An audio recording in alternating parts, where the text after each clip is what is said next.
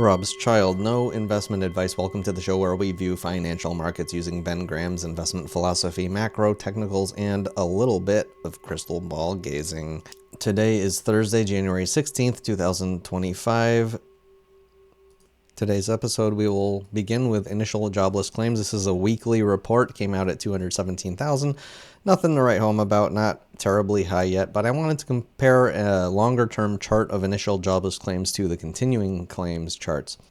When recession is extremely obvious that we're already basically in one, initial jobless claims will be going up higher and higher. And very notably, since we've gotten to the bottom since post-COVID, we've hit an all-time bottom in September of 2022. Again, this is seasonally adjusted, but any way you look at it, we have a higher low, but then we have officially a lower high. We haven't gotten higher than the peak, which was the week of June 17th, 2023 at 261,000.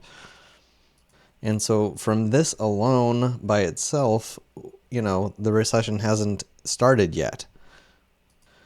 However, it's also good to take a look at continued claims. These are claims that are continuing week after week, people, not being able to get jobs. And notably, with this chart pattern going back to 2022, this blue line here, we have a low, we have a high, we have a higher low, we have a higher high, we have again a higher low, not able to get below this gray line here, and then again, as of today, a higher high, actually kind of spiking higher to some degree. If we zoom out on this chart of continued claims, we can see very clearly that in good times, when we don't have a recession directly ahead of us, we have the lower lows, just continuing lower lows and lower highs. And as soon as we get the higher high, it's like, oh, there's the recession. This is the one going into the dot-com bust, for example. I can zoom into another section. Let's go into 1980 here. As you can see, from 1976, lower low, lower high, lower low, lower high. All of a sudden, a higher low and a higher low, a higher high, and boom, there's the recession. When you have higher lows and higher highs in continued claims, this is just another sign that the storm is potentially right in front of us. Another piece of news from that we can see here on marketwatch.com that suggests, more slowdown potentially is the retail sales coming in at only 0.4% when the last was 0.8 and the expected was 0.5. No major changes in the daily reminders. These are extremely important things to know about on a daily basis. Watch Macro Update 11025 with dominoes in the ball to hear me read through them. I also read through and explain my crystal ball readings and my portfolio. No major changes for today. I always find it very interesting that sometimes weaker data says, oh, well, lower rates must be coming, and so then it's good for stocks. But then a day like today where continuing claims is spiking higher and retail sales is a little bit weaker, we actually had a closing lower day today, obviously also bumping our head on this little trend line here in the S&P 500. And this is while the 10-year Treasury note yield is also dropping. So lower rates are supposed to be good for stocks, and yet stocks sold off a little bit today. It looks like we may be headed to this trend line in the near term around 4.5%. I had been very curious to see if we'd hit the double top 5% level. It looked like we were wanting to go there, and it no longer looks so clear that we want to do that anymore.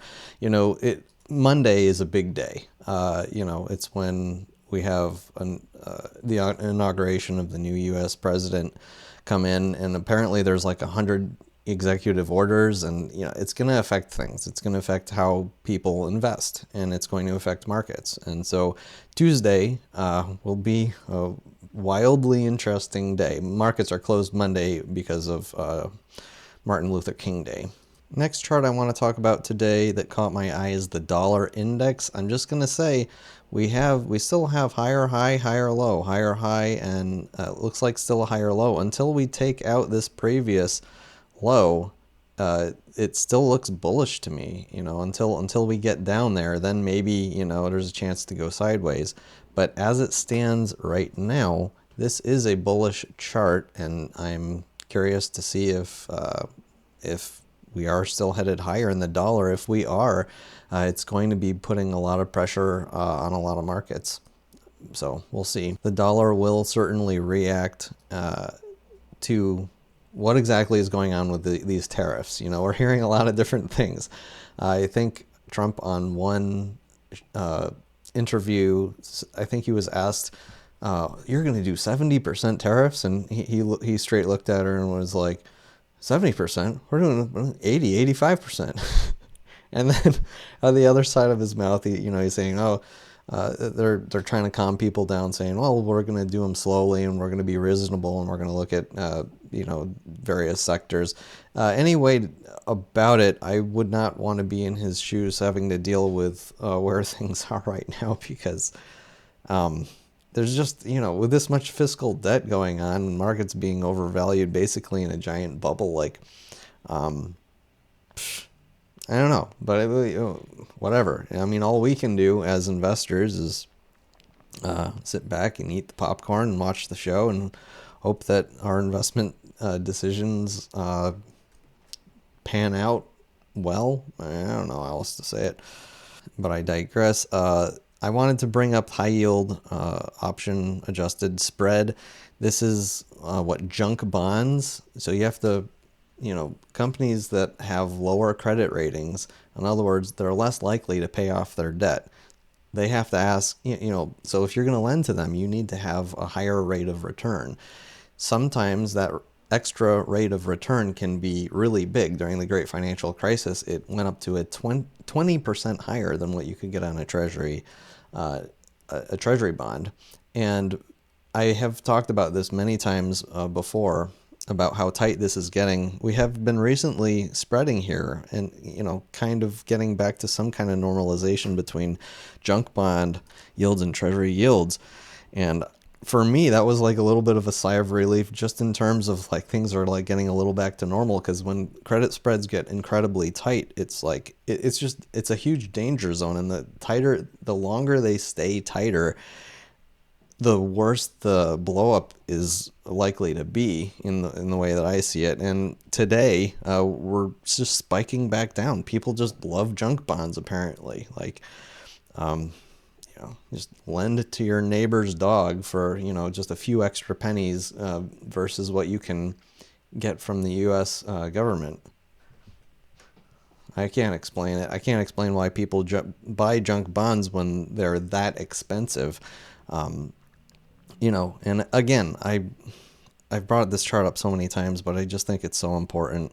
So I'm going to bring it up again. It is extremely rare and strange for junk bonds to be below a 3% difference between what you can get on a junk bond and a treasury bond.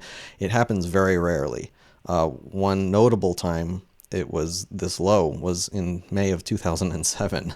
This is a month when people are like, oh yeah, junk bonds, I'm going to get a little bit more. Everything's so awesome right now that I'm going to risk, my money to have a higher, just a little bit more rate of return with a lot more risk. And what happened, the value of those bonds lost an enormous amount of value. And, since that low in credit spreads, it hasn't been that low ever since, until like basically today, where we're at 2.72 right now on junk bond credit spreads.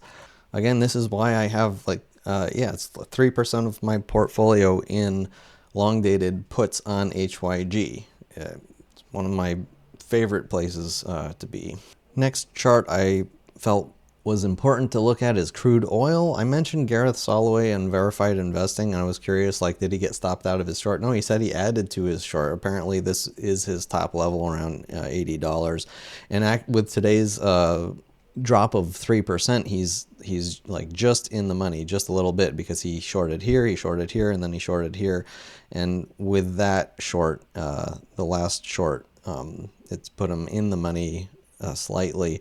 I will say, yeah, this is what a blow off top looks like when you have a large green candle and then a large red candle. So it looks to me like this really was a top with this kind of action going straight up and straight down. It's more likely to go straight down because what you have here is what's considered overbought condition on whatever timeline you look at. You know, if you're looking at Bollinger Bands, it's going to be above the Bollinger Band, and it's just, you know,